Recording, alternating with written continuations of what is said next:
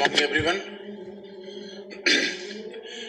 कल हमने आपको पिछले क्लास में उच्च न्यायालय के शक्तियों के बीच तुलना बता दिया था।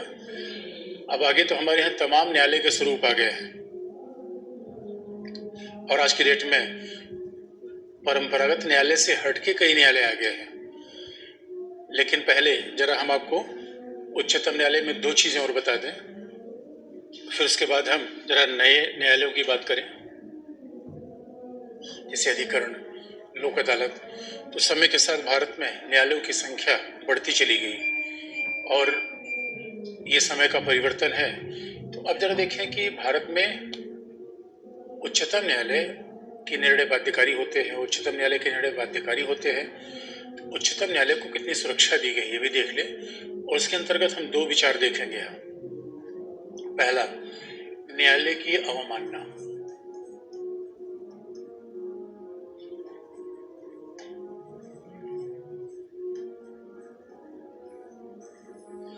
पहला है कंटेम्प्ट ऑफ द कोर्ट।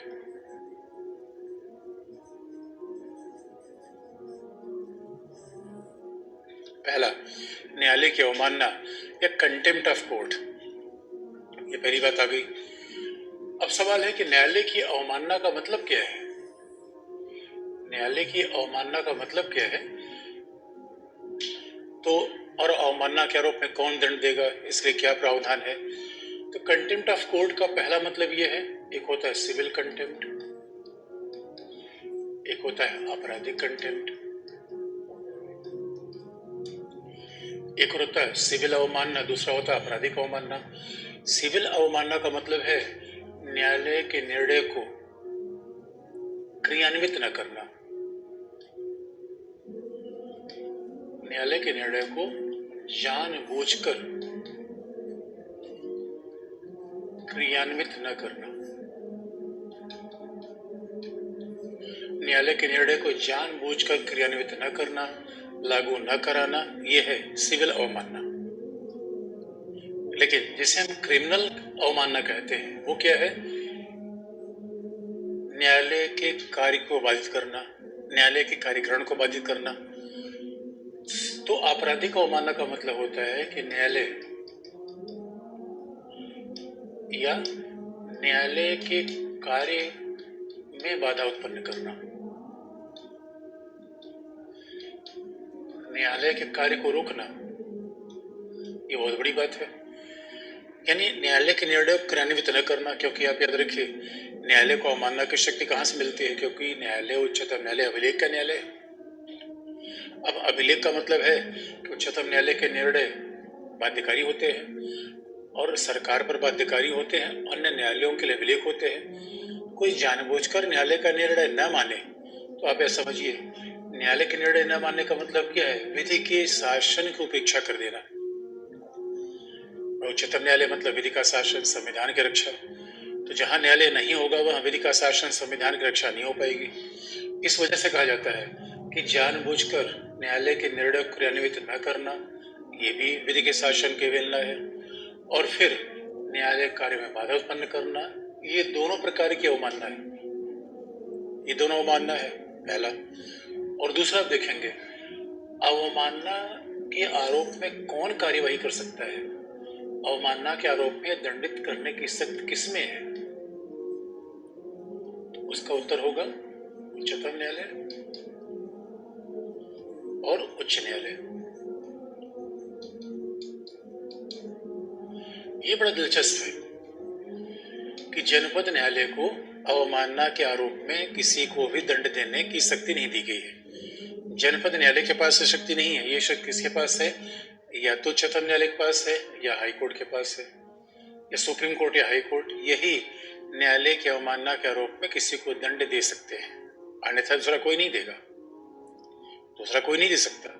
तो जनपद न्यायालय के नाम पर अगर जनपद न्यायालय के भी कभी मामले आ जाए तो उसको दंड देने की शक्ति किसमें है, उच्च न्यायालय में, उच्चतम न्यायालय में। इसका मतलब है जनपद न्यायालय अभिलेख न्यायालय नहीं है।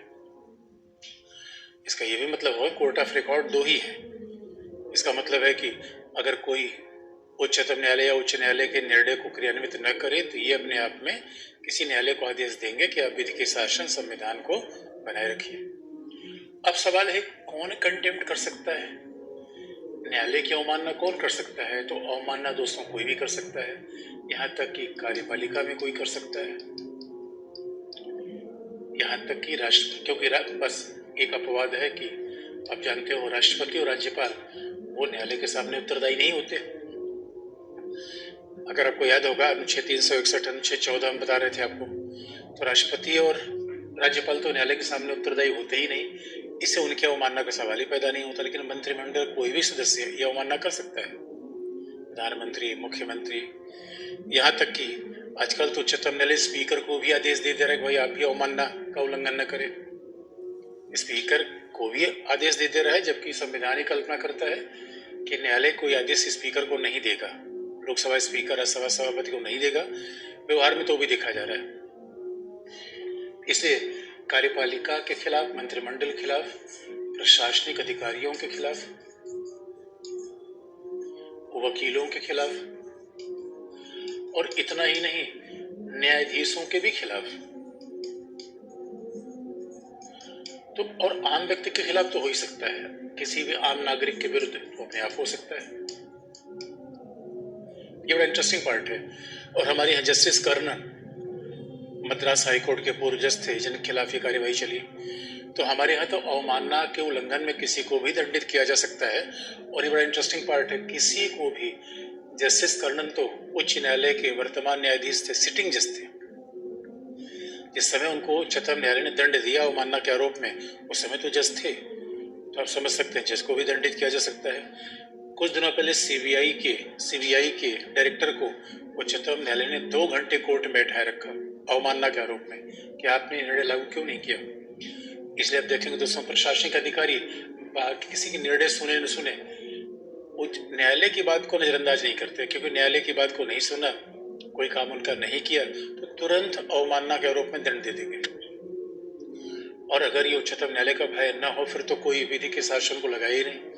फिर तो उच्चतम न्यायालय क्या है, दिल्ली में बैठी संस्था है, और दिल्ली में बैठकर ये ऑर्डर करते रहें, इनकी बात को सब इनकार कर दें, इनकी बात कोई क्रियान्वित ही न करे, तब क्या करेंगे आप?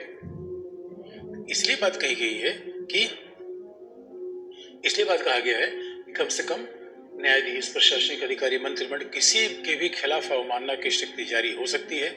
और यही कारण है दोस्तों, देखिए न्यायपालिका के खिलाफ बोलने सब बचते हैं। निर्वाचन आयोग सबसे सरल मिलता है, जिसको कुछ भी गाली उली देना है, निर्वाचन आयोग को देकर संतोष कर लेता है। निर्वाचन आयोग को कभी आप निशाना बना देते हैं पॉलिटिशियन, सीएजी पर निशाना बना देते हैं। लेकिन अगर हमारे राजनेता न्यायपालिका के खिलाफ नहीं बोलते, इसका कारण ये है, इसका कारण ये अवमानना की शक्ति है। तो आप कहेंगे कि अवमानना का मतलब क्या है, ये न्यायालय को मिलता कहाँ से है, ये अवमानना की शक्ति न्यायालय को कहाँ से मिलती है? तो आप देखो दोस्तों, ये न्यायालय की शक्ति अवमानना को मिलती है संसदीय अधिनियम, कंटेम्प्ट ऑफ कोर्ट एक्ट 1971, न्यायालय के अवमानना का अधिनियम, कंटेम्प्ट ऑफ कोर्ट एक्ट 1971, ये शक्ति संसद ने बनाई है, जिसके अंतर्गत कंटेम्प्ट ऑफ कोर्ट चलाया जा सकता है। और पिछली बार पीटी में एक सवाल आया था, क्या कंटेम्प्ट ऑफ कोर्ट के लिए अटॉर्नी जनरल की परमिशन चाहिए? तो हाँ, ये बात सच है। यदि उच्चतम न्यायालय किसी के भी खिलाफ कंटेम्प्ट का मामला स्वतः संज्ञान से ले सकता है, बात ध्यान, स्वतः संज्ञान, यानी शिकायत करने की आवश्यकता नहीं है। स्वयं उच्चतम न्यायालय इस बात का संज्ञान ले सकता है, स्वयं उच्चतम न्यायालय कार्यवाही कर सकता है, इसे स्वतः संज्ञान कहते हैं।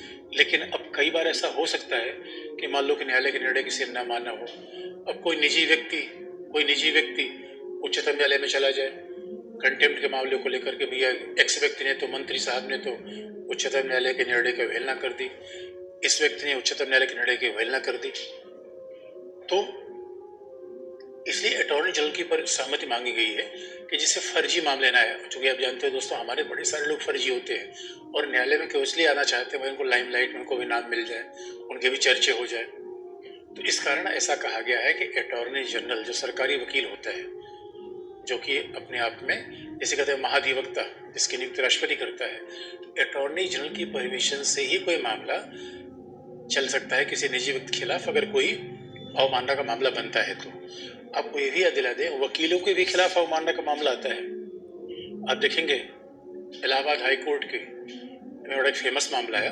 उस समय बार काउंसिल ऑफ इंडिया, जो कि बाकायदा शिक्षा को नियमित करती है, वकीलों के व्यवसाय को नियमित करती है, वह बार काउंसिल ऑफ इंडिया ध्यान में रखती है किसका रजिस्ट्रेशन किया जाए, कैसे किसी व्यक्ति को वकालत में एंट्री दी जाए। तो आपने देखा होगा, अगर कोई व्यक्ति ऐसा व्यवहार करता है जो वकीलों के पेशे के हिसाब से नहीं है, तो बार काउंसिल ऑफ इंडिया उसके खिलाफ कार्रवाई करती है, उस व्यक्ति को बार काउंसिल से निलंबित भी कर देती है।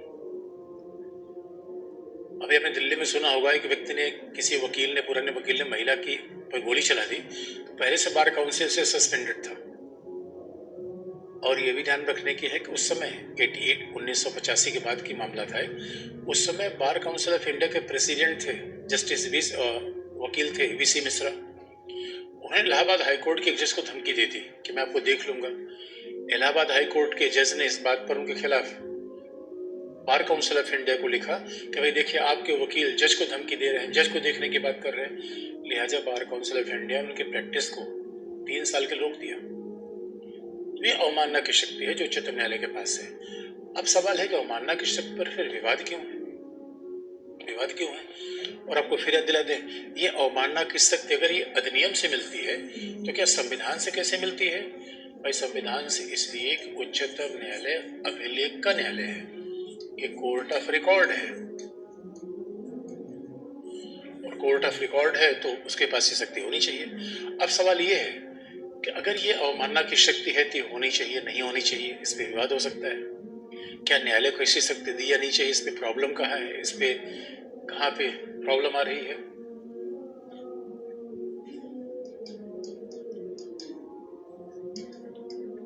जरा देखिए, न्यायालय की अवमानना की शक्ति।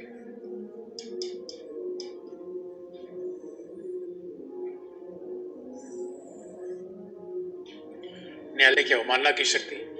अब सवाल है, अगर न्यायालय की अवमानना की शक्ति आई तो फिर इसमें मामला कहां पर आएगा? इसकी सबसे बड़ी आलोचना दोस्तों कहां हो रही है? इसके खिलाफ लोग कहां पे आवाज उठाते हैं? आप जानते हैं लोकतंत्र में खास बात है, हर चीज के खिलाफ आवाज उठाया जा सकता है। इसकी जो आलोचना होती है जिस मुद्दे पर, वो ये है कि हमारे यहाँ लोकतंत्र है। अब आलोचना क्यों होती है? भारत में लोकतंत्र है। अब लोकतंत्र में हर व्यक्ति को अभिव्यक्ति की स्वतंत्रता है।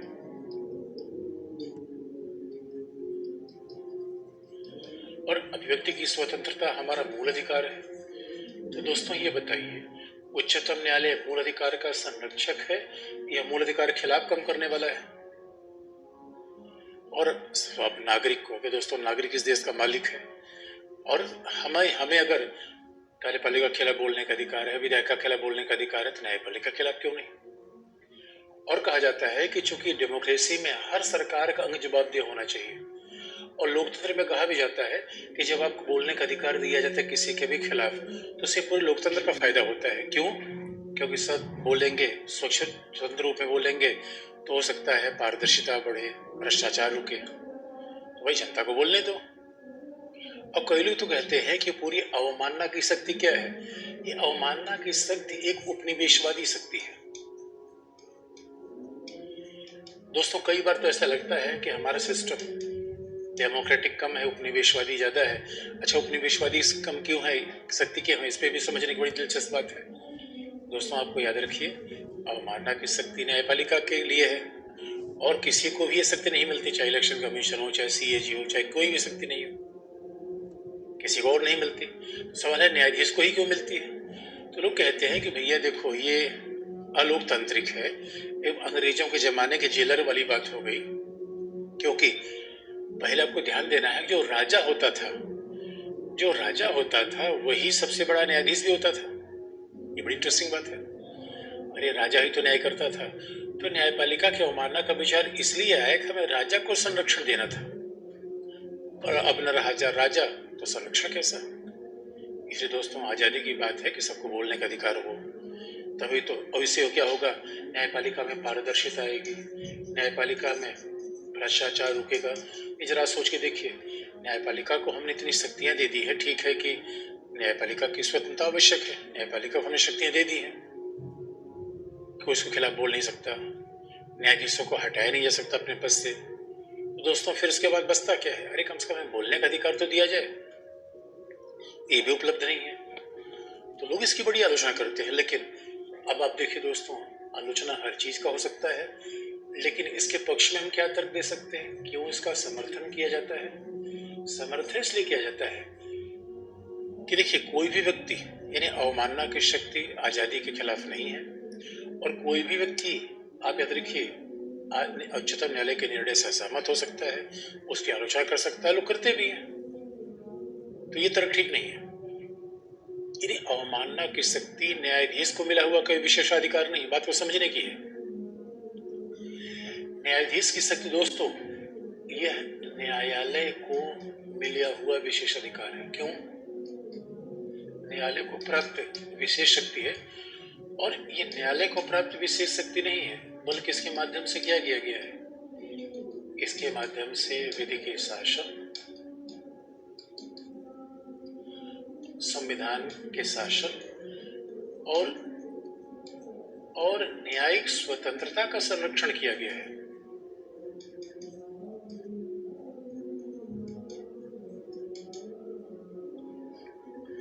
ये बात ध्यान देने की है। अरे दोस्तों, ऐसा नहीं है कि न्यायपालिका के खिलाफ हम कुछ बोल नहीं सकते। आज भी लोग बोलते हैं, पेपर में आप पढ़ लो, न्यायपालिका के निर्णय के खिलाफ तमाम लोग बोलते हैं। इसे थोड़े मना किया गया है। मुद्दा ये है, मूल मुद्दा ये है कि ये तो, अगर हम देखिए दोस्तों, हमारे यहाँ तो आधे वकील जो हैं वो पॉलिटिकल पार्टी से संबंधित है, और एक बार आपने न्यायाधीश के खिलाफ बोलना शुरू कर दिया, और हमारे तो वकील कोई मामला ले जाते हैं न्यायालय में, और अगर वो हार गए तो क्या कहेंगे? न्यायपालिका टारगेट कर देंगे। ये बड़ी ध्यान देने की बात है। अरे न्यायपालिका भाई, अंपायर को पक्ष विपक्ष मत बांटिए, ये पॉलिटिक्स है। कोई सत्ताधारी दल है, कोई विपक्ष है, ये आएंगे जाएंगे। अरे, और आप याद रखो, हमारे यहाँ तो दोस्तों, हम ये नहीं कह रहे हैं कि संसद में हो सकता कुछ खराब लोग हों, इन अच्छे लोग भी तो हैं। अब संसद पे हम टारगेट कर देते हैं कि सांसद चोर है, सांसद मवाली है, गुंडे हैं। ऐसा दोस्तों हकीकत थोड़े है। अब अगर ये छूट हमें न्यायपालिका के खिलाफ मिल जाएगी, तब तो हम न्यायपालिका के खिलाफ आरोप लगा देंगे। और हमारे यहाँ तो ऐसे ऐसे लोग हैं कि हर तीसरे आदमी को भ्रष्ट करने को तैयार है। अब उनके पास कोई प्रमाण हो न हो, इससे क्या होगा? आम जनता की न्यायालय में निष्ठा खत्म होगी। और दोस्तों, लोकतंत्र में आम जनता का विश्वास होना बड़ा जरूरी है। अब जरा सोच के देखिए, संसद में कितने अच्छे सांसद हैं, इस बात का उल्लेख नहीं आता। अगर एक दो अपराधी गैंगस्टर हो गए तो हम आम जनता क्या समझ लेती है? यार ये सांसदों का हाल है। इससे पूरे संसद की गरिमा गिरती है। दोस्तों, इंस्टीट्यूशन बड़ा होता है। अरे व्यक्ति आज है, कल नहीं रहेगा। संस्थाएं तो बड़ी होती है, इंस्टीट्यूशन बड़ा होता है, इसलिए हमें उसकी रक्षा करनी चाहिए। हमें उसकी रक्षा करनी चाहिए। इस वजह से बात कही जाती है कि ये संविधान के शासन, विधि के शासन और न्यायिक स्वतंत्रता को संरक्षण करने के लिए दिया गया विचार है। ये न्यायिक स्वतंत्रता को संरक्षण करने के लिए दिया गया विचार है। पहली बात ये आ गई, इसके समर्थन में तर्क है। तो हम ये कहें कि न्यायपालिका क्यों, और जहां तक बात है कि न्यायपालिका और स्वतंत्रता ये दोनों एक दूसरे के साथ हैं, तो अवमानना से स्वतंत्रता पर प्रतिबंध नहीं है। अवमानना से स्वतंत्रता पर प्रतिबंध कहाँ है? स्वतंत्रता पर प्रतिबंध नहीं है। कोई भी नागरिक न्यायालय के निर्णय से असहमत हो सकता है, उसकी आलोचना कर सकता है, लेकिन न्यायाधीशों पर अनर्गल आरोप लगा दिया जाए, बेसिरपैर आरोप लगा दिए जाए, जो हमारे खूब होता है। हमारे यहाँ तो जस्टिस, एक वकील हैं शांति भूषण के बच्चे प्रशांत भूषण। तो प्रशांत भूषण दोस्तों एक बार एक उच्चतम न्यायालय के सामने गए और उन्होंने कहा कि ये लिफाफा में हमने इतने इतने जज के नाम लिखे हैं, सब भ्रष्ट हैं। अब इस तरीके से बातें करना, बिला वजह विवादों की जड़ को खोदना है। हम किसको भ्रष्ट कहें, किसको सामान्य रूप में बिना जांच के, बिना कार्यवाही के, बिना सबूत के कोई किसी पर आरोप लगा सकता है। इसीलिए अवमानना की शक्ति आज तक बनाए रखी गई दोस्तों, क्योंकि हमें न्यायपालिका की स्वतंत्रता की आवश्यकता है। अन्यथा कोई व्यक्ति न्यायिक निर्णय से असहमत हो सकता है, यहाँ तक कि न्यायिक निर्णय की आलोचना भी कर सकता है, उसमें रुका ही नहीं गया है। वो अवमानना थोड़ी है, वो कंटेम्प्ट नहीं है। कंटेम्प्ट का मतलब है कि न्यायपालिका कार्य बाधा उत्पन्न करना या न्यायपालिका के निर्णय को क्रियान्वित करने से मना कर देना। इसलिए दोस्तों कुल मिला के हमारे संविधान में, इसलिए आप देखोगे, और जो लोग कहते हैं कि आज़ादी के खिलाफ है, तो दोस्तों स्वतंत्रता हमारे यहाँ निरपेक्ष नहीं है। हमारे संविधान में तो स्वतंत्रता पर भी प्रतिबंध है। ऐसा थोड़े स्वतंत्रता में जो भी आप कह देंगे वो सब हो जाएगी। स्वतंत्रता निरपेक्ष नहीं है, अभी तो स्वतंत्रता पे प्रतिबंध है। वो प्रतिबंध क्या है? स्वतंत्रता पर प्रतिबंध क्या है? उसमें एक है न्यायालय की अवमानना। कोई व्यक्ति न्यायालय की अवमानना भी नहीं कर सकता।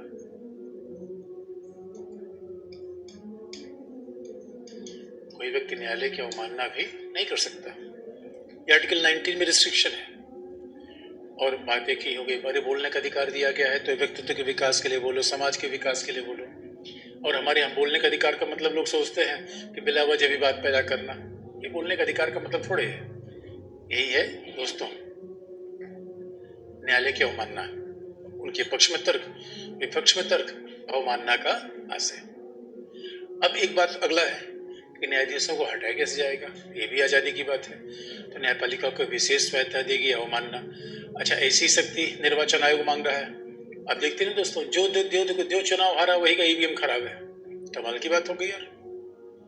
यानी चुनाव जीते तो ईवीएम ठीक है, उससे क्या होता है, आम जनता का इलेक्शन कमीशन भरोसा टूटता है। और हकीकत की बात है, पॉलिटिकल पार्टी के लोग आम जनता का जब चुनाव हारते हैं तो उनके कार्यकर्ता निराश ना हो जाए, तो सबसे सॉफ्ट टारगेट क्या मिलता है? Election commission. और दोस्तों जो इलेक्शन कमीशन, दुनिया के तमाम लोग आते हैं, हम सबसे पूछते हैं कि भैया ईवीएम दे दो, हमें चुनाव करवाना है। भारत दुनिया में महालोकतंत्र के लिए जाना जाता है, और अपने ही पार्टी के लोग अपने देश की ढोल पीट देते हैं। कमाल की बात है। तो ये सब निजी स्वार्थों के लिए हो जाता है। इसलिए दोस्तों लोकतंत्र में नागरिकों का चरित्र बड़ा ऊंचा होना चाहिए। हम केवल डॉक्टर अम्बेडकर की जयंती मना लेते हैं, पुण्यतिथि मना लेते हैं। डॉक्टर अम्बेडकर ने क्या कहा था? कितने बड़े संविधान लिखने के बाद भी हम अपेक्षा करते हैं नागरिकों में नैतिकता की मूल भावना होनी चाहिए, तभी संविधान देश चलेगा। अब जरा देख लें, ये सब न्यायपालिका जुड़े हुए प्रशासनिक मुद्दे हैं। आखिरी मुद्दा जो है, न्यायाधीशों को पद से हटाया कैसे जाएगा? और आप जानते हैं उच्चतम न्यायालय और उच्च न्यायालय के न्यायाधीशों कैसे रिमूव किया जाएगा, पद मुक्त किया जाएगा, हटाया जाएगा। सामान्य भाषा में कहे हटाया जाएगा, नहीं तो तकनीकी भाषा में कहे पद मुक्त किया जाएगा, रिमूव किया जाएगा। तो जरा देखिए न्यायाधीशों को हटाया कैसे जाएगा अपने पद से, कैसे न्यायाधीशों को रिमूव किया जाएगा? तो पहला आप देखो संविधान में क्या लिखा गया है। संविधान में दोस्तों आर्टिकल 1 to 4 की क्लॉज 4 में बात है, और हम बार बार बताते हैं आर्टिकल इंपॉर्टेंट नहीं है, उसका मूल भावना इंपॉर्टेंट है। लेकिन आर्टिकल 1 to 4 के क्लॉज 4 में, और हमारे यहाँ उच्चतम न्यायालय उच्च न्यायालय के न्यायाधीश के हटाने का एक ही तरीका है। यही तो न्यायपालिका में एकीकरण है। नियुक्ति भी राष्ट्रपति करता है, हटाने का अधिकार भी एक तरीका है। तो जो संविधान है, संविधान हमारा क्या कहता है कि न्यायाधीशों को किस आधार पर हटाया जा सकता है? तो अनुच्छेद 124 के खंड 4 में बात लिखी गई है, कदाचार, मिसबिहेवियर और अक्षमता। बच्चों ध्यान देने की बात है, राष्ट्रपति को हटाने का अधिकार क्या है? संविधान का उल्लंघन। यहाँ संविधान का उल्लंघन नहीं है, यहाँ है कदाचार, मिसबिहेवियर। दोस्तों कदाचार या मिसबिहेवियर कहो, दुर्व्यवहार कहो, बड़ा लंबा मतलब होता है भाई। कदाचार मतलब है भ्रष्टाचार भी, भ्रष्टाचार होना ये भी कदाचार है। अब सेक्सुअल यौन शोषण का आरोप लगना ये भी कदाचार है। अब किसी का पक्षपात करना ये भी कदाचार है। धर्म जात के आधार पर भेद, कदाचार बहुत बड़ा शब्द है दोस्तों, क्योंकि हमें मिसबिहेवियर यानी आप याद रखो भाई, न्यायाधीश से तो बड़े न्यायाधीश सब समझो देवदूत के बाद दूसरा ही तो है। क्योंकि दोस्तों इस दुनिया में आज की डेट में अगर हमें न्यायपालिका से नहीं मिला, फिर तो भगवान ही अंत में जस्टिस करेंगे। तो न्यायाधीश का तो बड़ा महत्व है। इसलिए भ्रष्टाचार, यौन शोषण, पक्षपात के खिलाफ जो उठाए कदाचार होगा। अक्षमता तो बहुत स्पेसिफाई है, अक्षमता हमेशा होती है शारीरिक। अब मान लो दोस्तों, अभी जज का बड़ा काम होता है, कुर्सी पर बैठे रहना 5-5, 6-6 घंटे, फिर निर्णय को डिक्टेट करवाना, निर्णय को लिखवाना, फिर प्रूफ रीडिंग करना, जिसका बड़ा काम होता है। अब क्षमता होती है शारीरिक, और आप जानते हो कि शारीरिक रूप में तो कोई भी अक्षम हो सकता है। तो कदाचार का मतलब कैसा होता है? ये कदाचार मतलब है ये कहीं ना कहीं सारे व्यवहार को ले लेती है। जैसे हमारे पूर्व न्यायाधीश जस्टिस गोगोई के ऊपर आरोप सेक्सुअल हैरेसमेंट का लगा था। जस्टिस रामास्वामी के ऊपर आरोप था कि अब उन जो पैसा आया सरकार का कि कोर्ट में फर्नीचर बनवाने के लिए उन्होंने अपने घर में फर्नीचर बनवा लिया। जस्टिस सौमित्र सेन के ऊपर आरोप था। ये सब कदाचार के आरोप है। हमारे न्यायाधीशों पर अक्षमता, शारीरिक अक्षमता का आरोप नहीं आते, क्योंकि हकीकत की बात है कि जब न्यायाधीश होना बड़ा काम है। आपने देखा होगा मूवी जॉली एलवी में, अब कोई न्यायाधीश पढ़ नहीं पा रहा कि अक्षमता है, बैठ नहीं पा रहा अक्षमता है।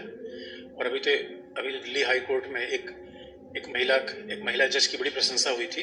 उनके शरीर में कुछ ऐसी समस्या है कि उनको लगातार बैठने में प्रॉब्लम हो रही थी, तो खड़े खड़े निर्णय दे रही थी, खड़े खड़े बात सुन रही थी।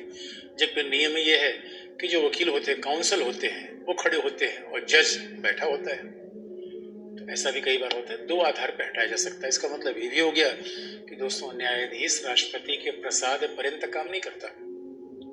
ये भी इंटरेस्टिंग बात है। जहां संविधान में जो कारण लिखे गए उसके बड़े दिलचस्प पहलू हैं। राष्ट्रपति को हटाने के लिए हमने अक्षमता नहीं रखा, क्योंकि राष्ट्रपति दोस्तों अक्षम ही होना चाहिए। जो बहुत सक्षम होगा तो लोकसभा चुनाव जीत जाएगा। राष्ट्रपति के लिए हमने अक्षमता की बात नहीं रखी। यहां के लिए हमने किसकी बात रख दी? अक्षमता की बात। ये बड़ा इंटरेस्टिंग पार्ट है। यहां हमने अक्षमता की बात रख दी, क्योंकि न्यायाधीश के लिए अक्षम नहीं होना चाहिए, वो तो शारीरिक रूप में सही होना चाहिए और स्वाभाविक रूप में मानसिक रूप में भ्रष्ट नहीं होना चाहिए। क्योंकि भ्रष्टाचार की सबसे सिंपलेस्ट डेफिनेशन दोस्तों, अपने हितों को समाज के हितों के आगे रख देना, यही तो भ्रष्टाचार है। अगर अपने हितों को समाज के हितों का आगे रख देंगे तो उसी के साथ सारी गड़बड़ी शुरू होती है। पैसे के भ्रष्टाचार तो उसी का परिणाम है। तो ये कदाचार का मतलब इस आधार पे न्यायाधीश के खिलाफ मामला लगाया जा सकता है। लेकिन आप जानते हैं, और हमारा संविधान ये भी कहता है, अगर किसी न्यायाधीश को हटाना है तो संविधान में दूसरी बात लिखी गई है, संसद विशेष बहुमत से प्रस्ताव पारित करेगी। ये दूसरी बात लिखी गई है, संसद विशेष बहुमत से प्रस्ताव पारित करेगी। और बच्चों, यहाँ पे विशेष बहुमत का मतलब है कि सदन की कुल सदस्य संख्या का बहुमत।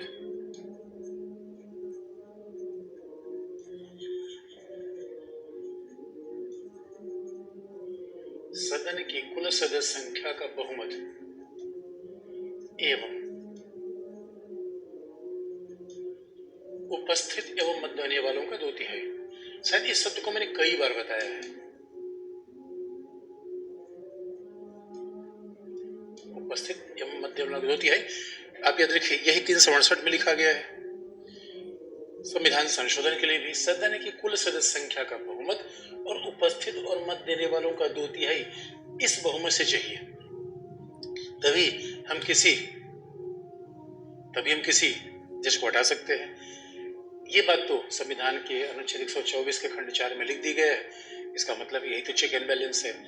राष्ट्रपति न्यायाधीशों को नियुक्त करता है, उसमें भी चेक एंड बैलेंस है कोलिजियम का, और राष्ट्रपति चाहे तो न्यायाधीशों को हटा नहीं सकता।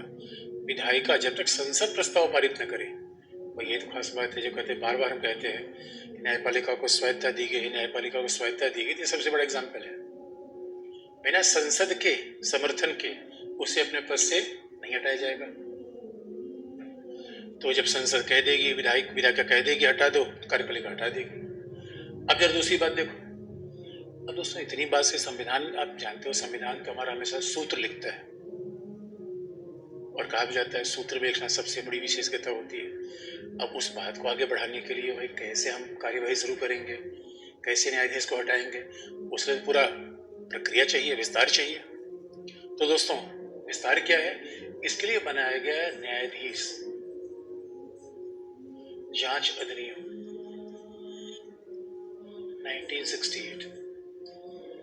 और जहां अधिनियम की बात आती है वो तो मैंने पहले बता दिया, इसका मतलब संसद ने विधि का निर्माण किया। इसे कहा भी जाता है बिना संसदीय विधि के तो संविधान वैसा हो जाएगा जैसे पहिए की गाड़ी चलाने के लिए। और जरा सोच के देखिए, अगर सारी बातें संविधान में लिख दी होती तो संविधान में हम ट्रॉली में लेके संविधान घूमते, वो पढ़ाई नहीं जाता। तो संविधान एक बेसिक फ्रेमवर्क रख देता है, स्केलेटन बना देता है, बाकी संसद फिर संविधान में हाड़ मास भरती है। तो संसद ने फिर इसके बारे में फिर अधिनियम बना दिया कि भाई कैसे किसी न्यायाधीश को हटाया जाएगा। न्यायाधीश जांच अधिनियम में क्या बात लिखी गई है कि बाकायदा लिखा गया जजेस इंक्वायरी एक्ट 1968 में कि अगर न्यायाधीश को पद से हटाने के लिए प्रक्रिया दी गई, इसमें कहा गया है उसे पद से हटाने की कार्यवाही किसी भी सदन में आरंभ की जा सकती है।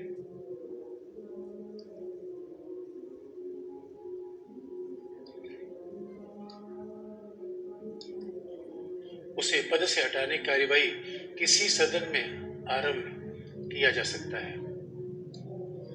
उसे लोकसभा में भी कार्यवाही आरंभ की जा सकती है, राज्यसभा में भी कार्यवाही आरंभ की जा सकती है, वो किसी भी सदन में कार्यवाही शुरू की जा सकती है। पहली बात तो ये ध्यान में रखने की है। लेकिन जिस भी सदन में कार्यवाही आरंभ करना है, आप जानते हैं 14 दिन पहले की नोटिस देनी पड़ेगी स्पीकर या राज्यसभा के सभापति को। 14 दिन पहले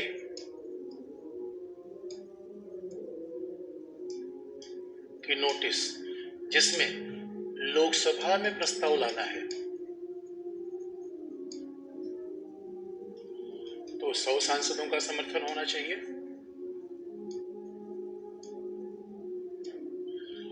और राज्यसभा में प्रस्ताव लाना है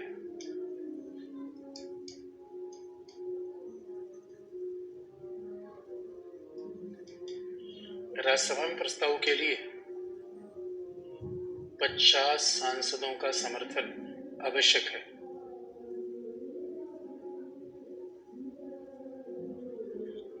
पचास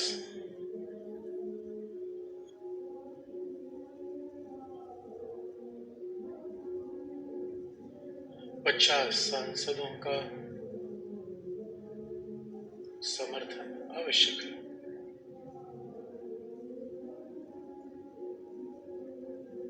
ये बात बड़ी ध्यान देने की है। जहां न्यायाधीश जांच अधिनियम 1968 में लिखा गया है कि कार्यवाही किसी भी सदन में आरंभ की जा सकती है, लोकसभा में कार्यवाही आरंभ करने के लिए कितने सांसद चाहिए? 100। राज्यसभा में कार्यवाही आरंभ करने के लिए कितने सांसद चाहिए? 50। तो इस बहुमत से हम किसी के खिलाफ, इसका मतलब ऐसा थोड़े हुआ एक सांसद कहेगा तो प्रस्ताव आ जाएगा। लेकिन दोस्तों, अगर 100 सांसद 50 सांसद भी समर्थन में है और लोकसभा के स्पीकर और सभापति अनुमति नहीं दे रहे, प्रस्ताव नहीं आएगा। अभी आप में लॉजिकल होना चाहिए। भाई सदन में कोई, दोस्तों हर चीज रटने की आवश्यकता नहीं है। अरे सदन में कोई भी कार्यवाही चलेगी, बिना लोकसभा स्पीकर राज्यसभा के सभापति के मामला आगे बढ़ेगा ही नहीं। कोई भी कार्यवाही चला लो। इसलिए कहा जाता है कि ये प्रस्ताव बड़ा जरूरी है। लोकसभा के 100 सदस्यों का, राज्यसभा के 50 सदस्यों का समर्थन आवश्यक है, तभी प्रस्ताव एडमिट किया जाएगा। लेकिन एडमिट करना न करना ये लोकसभा के सभापति, लोकसभा के स्पीकर, राज्यसभा के सभापति का दायित्व है। और पहली बार ऐसा हुआ था कि जस्टिस दीपक मिश्रा जो पूर्व मुख्य न्यायाधीश थे, उनके खिलाफ प्रस्ताव आया, राज्यसभा के सभापति ने रिजेक्ट कर दिया। तो ये सभापति स्पीकर का मामला है, क्योंकि हो सकता है कि राजनीतिक आधार पर भी कोई प्रस्ताव लाया जाए। और आप जानते हो तो जो प्रस्ताव लाया जा रहा था जज खिलाफ, वो तो जस्ट लोकसभा चुनाव के पहले था, और इस प्रस्ताव के माध्यम से ये सिद्ध करने का प्रयास किया जा रहा था कि नहीं, वो भ्रष्टाचार के शिकार है, उसमें सरकार का समर्थन है। कुल मिलाकर टारगेट सरकार पे था और मामले न्यायाधीश में थे।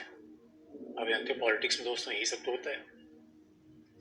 आम जनता को लगता है कि भ्रष्टाचार सुनने से वो प्रभावित हो जाएगी, इसी चुनाव के समय ज्यादा गहमागहमी होती है। और आपने देखा होगा अभी लगातार अडानी का मुद्दा उठ रहा है, क्योंकि चुनाव, अब आम जनता को क्या पता अडानी क्या है, क्योंकि चुनाव तो दोस्तों बस परसेप्शन पर, भावना पर लड़ा जाता है। एक माहौल, जिसका तो माहौल बनाता है, हवा चल जाना, ये सब प्रयास करते हैं हवा चलाने की। अब मान लो कि संसद ने प्रस्ताव स्वीकार कर लिया, अगर स्पीकर या सभापति ने प्रस्ताव स्वीकार कर लिया तब क्या होगा? तो उसके बाद अगला चरण बढ़ेगा, नहीं तो खत्म हो जाएगा। अगर स्वीकार नहीं करेंगे वही खत्म हो जाएगा। लेकिन स्पीकर या सभापति ने प्रस्ताव स्वीकार कर लिया तो इनके द्वारा एक समिति का गठन किया जाएगा। ये सब एक्ट में लिखा गया है।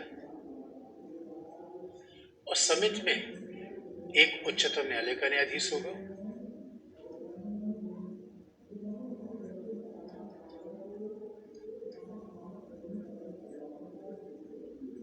दूसरा उच्च न्यायालय का न्यायाधीश होगा,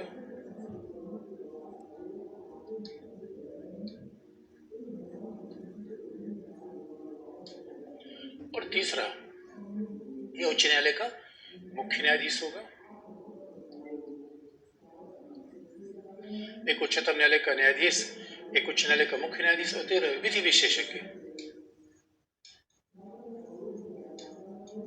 ये 3 सदस्यीय समिति बनेगी। तो सोच के देखिए, न्यायपालिका की स्वतंत्रता को कितना ध्यान में रखा गया है। तो एक्ट आप जानते हैं कोई ऐसा नहीं बन सकता जो न्यायपालिका की स्वतंत्रता के खिलाफ हो। तो 3 सदस्यीय समिति बनेगी, इसमें उच्चतम न्यायालय का न्यायाधीश, उच्च न्यायालय का मुख्य न्यायाधीश और विधि विशेषज्ञ। अगर 3 समिति पाती है कि आरोप गलत है, यानी उसको कोई कदाचार या भ्रष्टाचार का आरोप नहीं है, तो प्रस्ताव खत्म हो जाएगा। अगर 3 समिति पाती है कि नहीं आरोप सही है, तो प्रस्ताव शुरू होगा। अब अगर समिति पा लिया कि आरोप सही है, तब ये फिर प्रस्ताव, तब सदन में चर्चा होगी, प्रत्येक सदन में, तब दोनों सदनों में चर्चा होगी, दोनों सदनों में चर्चा होगी, जहां न्यायाधीश को भी अपना पक्ष रखने का अधिकार है। खुद ही अपने वकील के माध्यम से उस सदन को बता सकता है कि हमारे ऊपर लगाया गया आरोप गलत है। अगर उस पर भी संसद ने मान लिया तो ही प्रस्ताव खत्म हो जाएगा।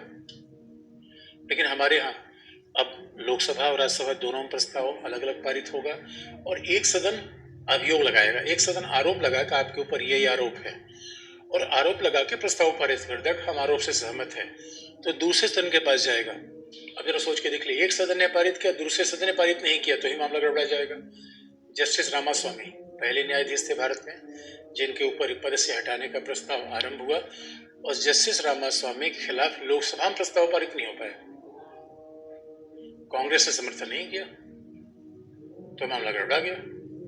इसका मतलब एक सदन पारित कर भी दे तो दोनों सदनों के द्वारा प्रस्ताव पारित होना चाहिए, और दोनों सदनों के द्वारा विशेष बहुमत। यही बहुमत जो हमने बताया कि सदन की कुल संख्या का बहुमत उपस्थित और मत देने वालों का 2/3, सामान्य बहुमत से नहीं। और आप याद रखिए, इससे ये भी स्पष्ट हो जाता है कि न्यायाधीशों को अपने पद से हटाने के लिए हम ज्वाइंट सेशन नहीं कर सकते, संयुक्त बैठक नहीं बुला सकते, सामान्य विधेयक नहीं होगा। इसका मतलब न्यायाधीशों को हटाने की प्रक्रिया बड़ी कठिन है, बड़ी कठिन है, क्योंकि दोनों सदनों में चर्चा होगी। पहला सदन आरोप लगाएगा,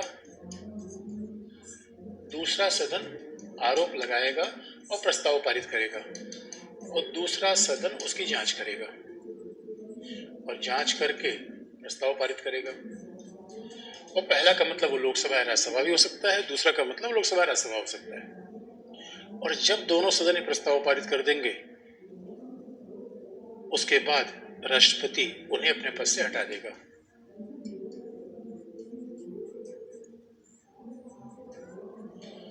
राष्ट्रपति अपने पद से हटा देगा। और दोस्तों, हकीकत की बात है कि आज तक हमारे यहाँ किसी भी न्यायाधीश के खिलाफ ये प्रक्रिया पूरी नहीं हुई है, क्योंकि जिन न्यायाधीशों के खिलाफ प्रस्ताव लाया गया वो तो सदन से पारित नहीं हो पाए। जस्टिस रामास्वामी के मामले में जस्टिस दिनकरण, जस्टिस सौमित्र से, इन लोगों ने पहले ही त्यागपत्र दे दिया, सदन से प्रस्ताव पारित होने से पहले रिजाइन कर दिया, त्यागपत्र दे दिया। इसका मतलब है फिर वहां सदन की आवश्यकता खत्म हो गई। ये है हटाने के तरीके। अब सवाल इस पे, ये तो विधि की प्रक्रिया हो गई, संविधान की बात हो गई, इसमें व्यवहारिक मुद्दा क्या फंसा हुआ दोस्तों? अब आप जानते हो व्यवहारिक मुद्दा क्या फंसा हुआ, जरा व्यवहारिक मामला भी देख लें। न्यायाधीशों को पद से हटाने में व्यवहार का मुद्दा क्या फंसा हुआ है? व्यवहारिक मुद्दा ये है, अब सवाल है कि न्यायाधीशों को जो स्वतंत्रता दी गई है इस अधिनियम के माध्यम से, वो लगता है बहुत ज्यादा है, और हमें तो सीधा लग रहा है कि भाई उसका दुरुपयोग किया जा रहा है, उस स्वतंत्रता का सीधा दुरुपयोग किया जा रहा है। स्वतंत्रता दोस्तों इसलिए दी गई कि स्वाभाविक रूप में ये कार्यपालिका के दबाव में न आए, लेकिन स्वतंत्रता भ्रष्टाचार बनाने के लिए तो नहीं दी गई। हम तो यहाँ उल्टा प्रयोग देख रहे हैं। स्वतंत्रता दिया हमने आजादी बनाए रखने के लिए, हो गया भ्रष्टाचार के लिए। तो ये बात फिर व्यवहारिक रूप में आती है कि क्या इतना कठोर प्रक्रिया एक कठोर प्रक्रिया है, और ये कठोर प्रक्रिया न्यायपालिका की स्वतंत्रता के लिए है या न्यायपालिका में भ्रष्टाचार को भी संरक्षण दे रही है। और समस्या दूसरी ओर है कि संसद के पास काम के बोझ बढ़ते जा रहे हैं। अब हर न्यायाधीश को संसद तो नहीं हटाएगी, मतलब हर न्यायाधीश का मामला संसद के ही सामने आ रहा है, तो अब न्यायपालिका पता चला कि ये न्यायाधीशों को हटाने फिरती चल गई। अरे कोई ऐसा मैकेनिज्म होना चाहिए जिससे हम न्यायाधीशों के खिलाफ कोई मुद्दा लगे तो हम हटा दें, पद से आसानी से हटा दें। उसके लिए न्यायपालिका ने एक प्रक्रिया अपनाई। न्यायपालिका ने इसका समाधान कैसे किया? तो न्यायपालिका में कोई बात नहीं है, हम अगर न्यायपालिका के खिलाफ कोई भ्रष्टाचार के मामले आते हैं तो हम स्वतः जांच करेंगे, हम एक आंतरिक प्रक्रिया बनाएंगे। इसे कहा गया इन हाउस प्रोसीजर। बात को ध्यान में रखो दोस्तों, इसे सामान्य बात में कहते हैं घर की बात घर में ही रह जाए। तो स्वतः हम जांच करेंगे, उसमें भी इन हाउस प्रोसीजर बना देंगे कि भैया कोई मामला आ रहा है, चलो हम घर में ही जांच कर लिया, हमने मामले को सेटल कर लिया। अब इन हाउस प्रोसीजर का मतलब है कि न्यायपालिका क्या कह सकती, न्यायाधीशों क्या आदेश दे सकती है, अनुशासनात्मक कार्रवाई कर सकती है, छुट्टी पे जाने का आदेश दे सकती है, उन्हें काम आवंटित करने से मना कर सकती है। लेकिन दोस्तों जस्टिस सौमित्र सेन के मामले में भी फेल हो गया। जस्टिस सौमित्र सेन जो कोलकाता उच्च न्यायालय के न्यायाधीश थे, अब उन्हें कहा गया, उच्चतम न्यायालय ने उच्च न्यायालय के न्यायाधीश मुख्य न्यायाधीश कहा कि इनको कोई काम मत दीजिए। पहले तो ये कहा गया इनको हटाइए, चले जाए, छुट्टी चले जाए, ये त्याग पत्र दे दें, नहीं दिया। तो कहा कि इनको काम मत दो, काम मना कर दिया। जस्टिस सौमित्र सेन ने कहा कोई बात नहीं है भाई, बिना काम के पैसा मिले हमें क्या दिक्कत है। यानी बात ध्यान में रखने के दोस्तों, आपको पहले मैंने बता चुका हूँ, उच्चतम न्यायालय का उच्च न्यायालय पर कोई प्रशासनिक नियंत्रण नहीं है। यानी उच्चतम न्यायालय का न्यायाधीश चाह के उच्च न्यायालय के न्यायाधीश को नहीं हटा सकता, जैसा कि उच्च न्यायालय जनपद न्यायालय के न्यायाधीश को हटा सकता है, क्योंकि उच्च न्यायालय का जनपद न्यायालय पर प्रशासन नियंत्रण है। उच्चतम न्यायालय को उच्च न्यायालय पर प्रशासनिक नियंत्रण नहीं है। बात ध्यान सुनने की, प्रशासनिक नियंत्रण नहीं है। तो यहाँ तो बड़े विवाद का मामला बन जाता है। इस लोगों का भाई इन हाउस प्रोसीजर चला लो, आंतरिक प्रक्रिया चला लो, लेकिन ये फेल हो गया। अरे दोस्तों आंतरिक प्रक्रिया का मतलब है कुल मिलाकर नैतिक। आपसे अपेक्षा की जाती है कि आप त्याग पत्र दे दीजिए, आपने गलत काम किया है। कोई कैसे मान ले गलत काम किया है? इतना नैतिक होता गलत ही क्यों करता है? तो बड़े विवाद के विषय है। इसे लोगों ने कहा भाई देखो ये सब प्रक्रिया चलती नहीं, और हकीकत की बात है कि ये प्रक्रिया चल नहीं पाती। इसलिए एक बार तो संसद में जुडिशियल अकाउंटेबिलिटी बिल आया, न्यायिक जवाबदेहिता बिल आया, लेकिन वो भी पारित नहीं हो पाया।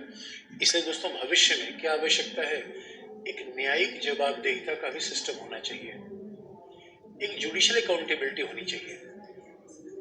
क्योंकि दोस्तों हम बार बार कहते हैं देखो न्यायपालिका का जवाबदेह होना, न्यायपालिका का भाई लोकतंत्र में देखो हर अंग का अकाउंटेबिलिटी है। कोई राजा महाराजा का शासन नहीं है, उपनिवेशवादी शासन नहीं है। क्योंकि दोस्तों हर अंग जवाबदेह होना चाहिए। क्यों? क्योंकि आज भी आप देखोगे कि जिससे कि न्यायपालिका में पारदर्शिता हो, न्यायपालिका में भी न्यायाधीशों के अनुशासन नियंत्रित किया जा सके, ये तो होना ही चाहिए, तभी तो मामला बनेगा।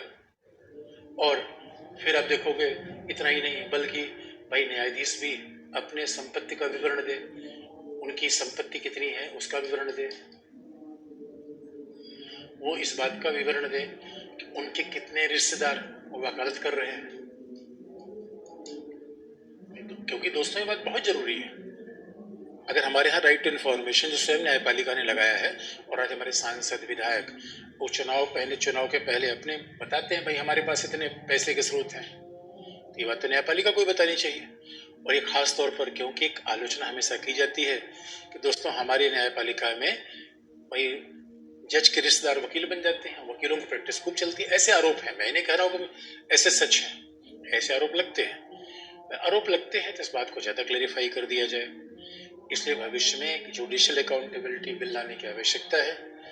जिससे कि न्यायपालिका में पारदर्शिता बनी रहे, बशर्ते न्यायिक जवाबदेहिता के साथ, न्यायिक स्वतंत्रता के साथ हम समझौता करने का बिल्कुल समर्थन नहीं कर रहे हैं। हम न्यायिक स्वतंत्रता का समर्थन हमेशा करेंगे, न्यायिक स्वतंत्रता के मामले से तो रत्ती भर भी कंप्रोमाइज नहीं करेंगे, लेकिन जवाबदेहिता भी होनी चाहिए, दोनों साथ साथ चलनी चाहिए, न्यायिक स्वतंत्रता भी, न्यायिक जवाबदेहिता भी। क्योंकि आप जानते हो दोस्तों, अगर न्यायपालिका सरकार के भीतर आ जाएगी फिर तो मामला गड़बड़ा जाएगा। अब अगला, अब जरा अगली बात देखने की है बच्चों। अब न्यायपालिका का ये दोनों प्रशासनिक पॉइंट हमने देख लिया, कुछ फैक्ट आपको बता के अब हम थोड़ा देखेंगे ऐसी न्यायपालिका जिसकी संविधान निर्माताओं ने कल्पना नहीं की थी, लेकिन क्रमिक परिणाम स्वरूप धीरे धीरे बात बनती गई, और यही विकास का नियम है दोस्तों। यही विकास का नियम है कि चीजें समय के हिसाब से बदलती जाती हैं। तो बस इसमें एक बात और तथ्य आपको बता दें कि दोस्तों, उच्चतम न्यायालय में तदर्थ न्यायाधीश हो सकते हैं, एडहॉक। तदर्थ का मतलब होता है अगर उच्चतम न्यायालय में कोरम का अभाव है। अच्छा, आप कहोगे कोरम, अगर उच्चतम न्यायालय में कोरम का अभाव है तो तदर्थ न्यायाधीशों की नियुक्ति हो सकती है। आप पूछोगे सर कोरम क्या ऐसा है क्या जैसे हम लोकसभा में कहते हैं कुल सदस्य संख्या का 1/10? ऐसा है नहीं दोस्तों। कोरम क्योंकि न्यायाधीशों की जो 34 संख्या है उसमें कई बेंच 2 जज की है, कई बेंच 3 जज की है, कई बेंच 5 जज की है, तो अगर एक जज छुट्टी पे तो समझो आपको 10 बेंच प्रभावित होती है। तो कोरम ऐसे संख्या में नहीं गिना जाता, लेकिन तदर्थ जज की बात केवल उच्चतम न्यायालय में आती है। लेकिन बच्चों ध्यान रखना, उच्च न्यायालय में तदर्थ जज नहीं होता, बल्कि उच्च न्यायालय में एडिशनल जज होता है, उच्च न्यायालय में अतिरिक्त न्यायाधीश होता है।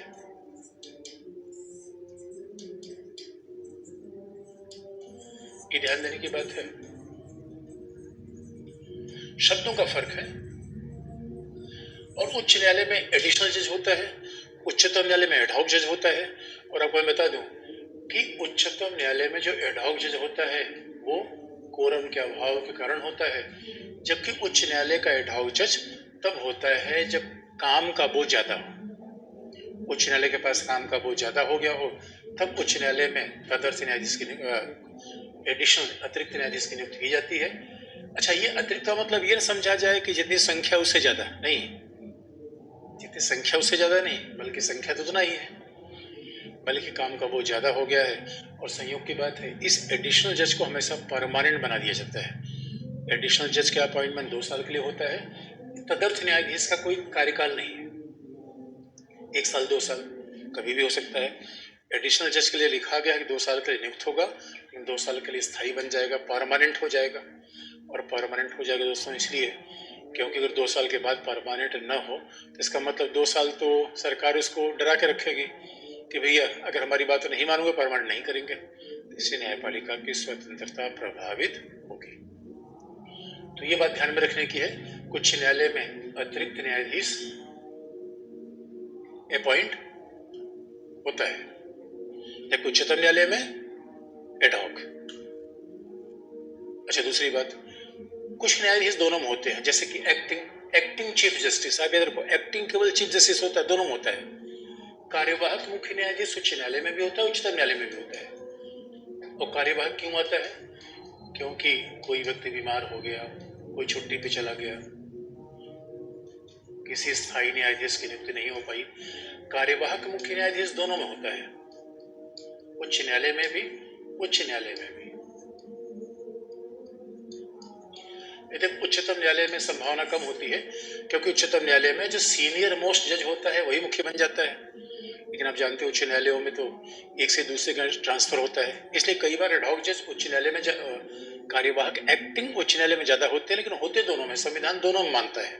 और उसके बाद रिटायर्ड जज का प्रावधान दोनों जगह है। रिटायर्ड न्यायाधीश का प्रावधान उच्च न्यायालय में भी है, उच्चतम न्यायालय में भी है।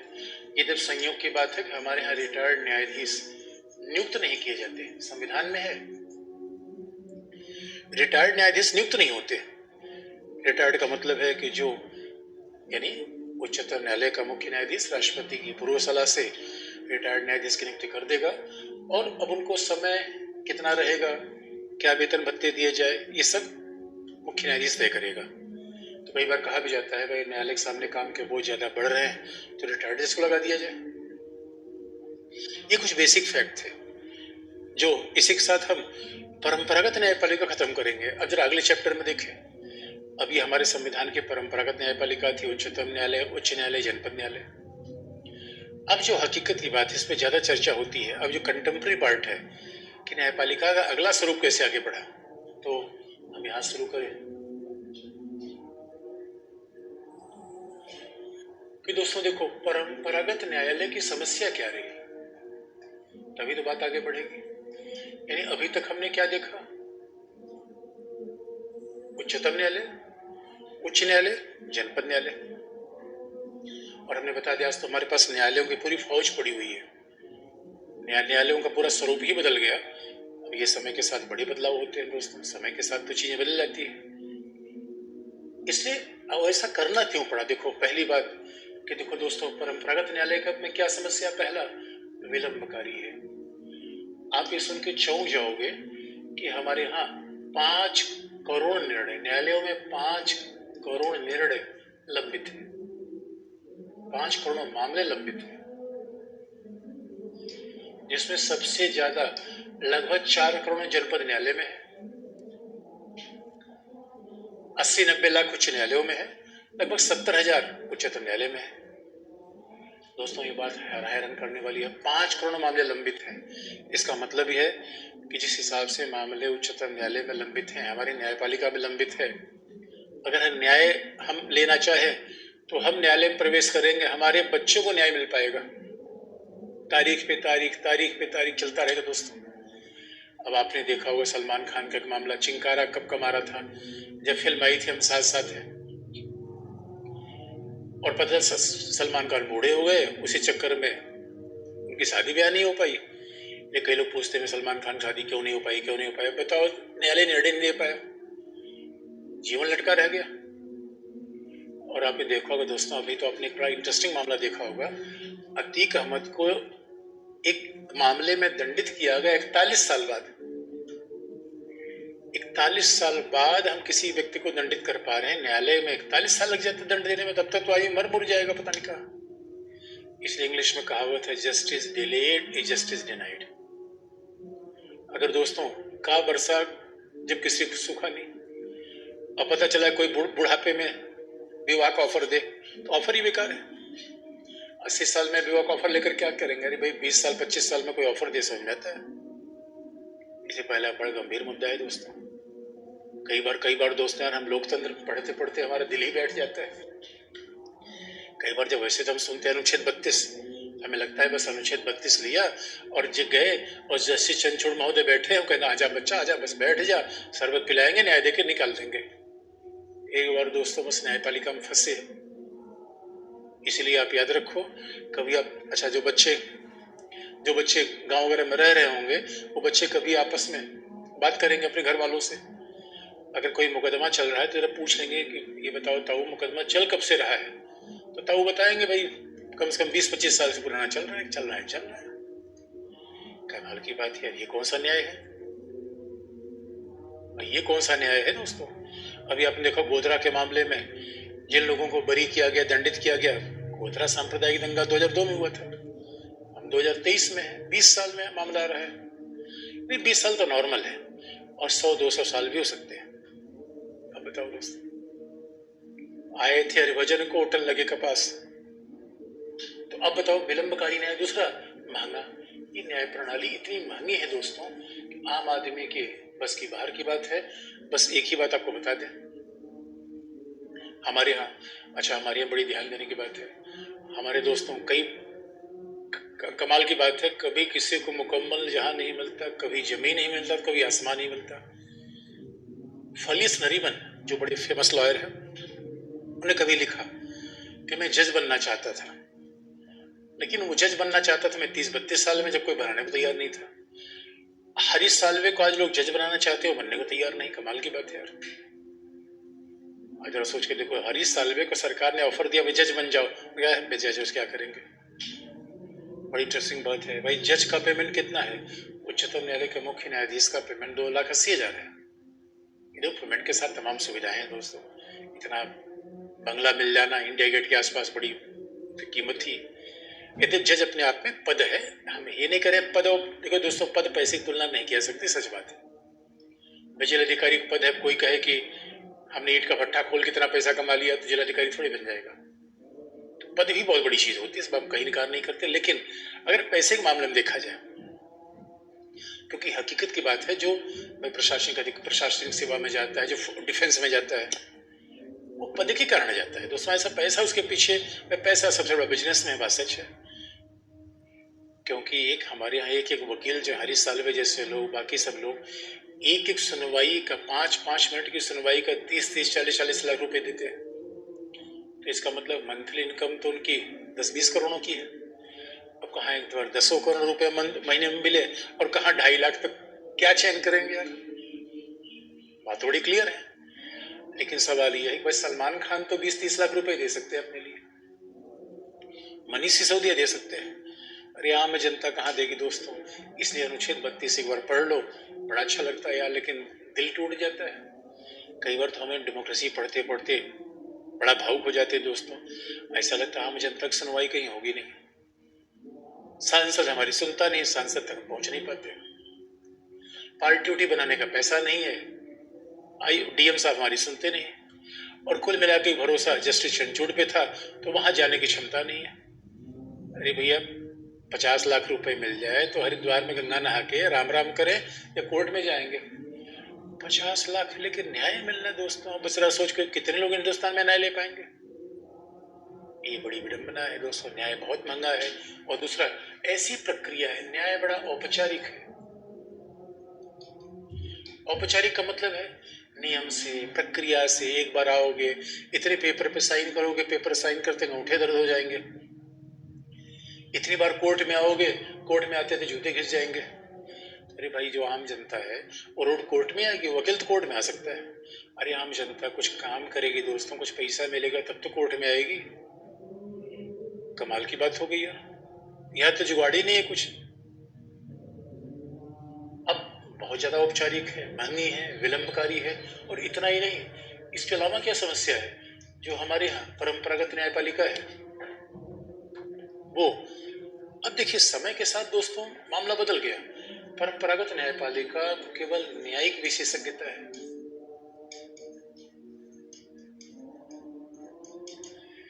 अब न्यायिक विशेषज्ञता का मतलब है, या तो इनको भारतीय दंड संहिता पता है, भाई इनकी पढ़ाई किस में हुई? भारतीय दंड संहिता में, आईपीसी में, सीआरपीसी में, यानी आपराधिक प्रक्रिया संहिता,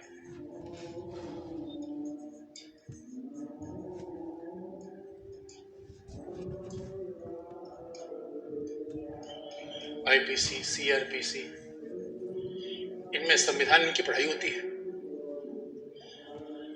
अब सवाल है, समय के साथ झगड़े बदल गए दोस्तों, कमाल की बात है। समय के साथ कैसी चीजें बदली? न्यायपालिका विलंबकारी है, महंगी है, औपचारिक है, जटिल है। तो कई बार तो लोग कहते हैं, एक बार जस्टिस अब्दुल नजीर ने बात कही, भारतीय न्यायपालिका में भारतीयता जैसा एलिमेंट नहीं दिखता। अब सवाल है, इसका विकल्प क्या लाया जाए दोस्तों? इसलिए अब देखो, इसका विकल्प, अच्छा झगड़े के साथ बदल क्यों गए, समय के साथ झगड़े बदल क्यों गए? अब आप देखो, पति पत्नी कोई झगड़ा, जो हमारे यहाँ परंपरागत समाज में कल्पना ही नहीं थी। और आप तो हैरान हो जाओगे दोस्तों, आजकल अब चले जाओ कोर्ट में, 1/3 झगड़े तो पति पत्नी के। अब लो, और पता चला साइबर क्राइम में आ गया, किराएदार मकान मालिक के भी झगड़ा आ गया, टैक्स का झगड़ा आ गया। आज तो ऐसे विवाद हमारे सामने आ रहे हैं जो परंपरागत रूप में कभी थे ही नहीं। इसका मतलब अनेक अनेक समस्याएं आ रही है। अब इसका निदान कैसे ढूंढा जाए? तो दोस्तों, इन समस्याओं का निदान ढूंढा गया। इसलिए आप देखोगे हमारे यहाँ अनेक न्यायालय बने, एक तरफ बना, एक तरफ अधिकरणों का विचार आया, ट्रिब्यूनल। तो समस्या को हल करने के लिए पहला क्या आया? ट्रिब्यूनल, अधिकरण। फिर क्या आया? लोक अदालत। ये समाधान के लिए हम तमाम उपचार लेकर आ रहे हैं। पहला अधिकरण आया, फिर लोक अदालत आया, फिर क्या आया? आर्बिट्रेशन और रिकंसिलिएशन, सुलह और मध्यस्थता।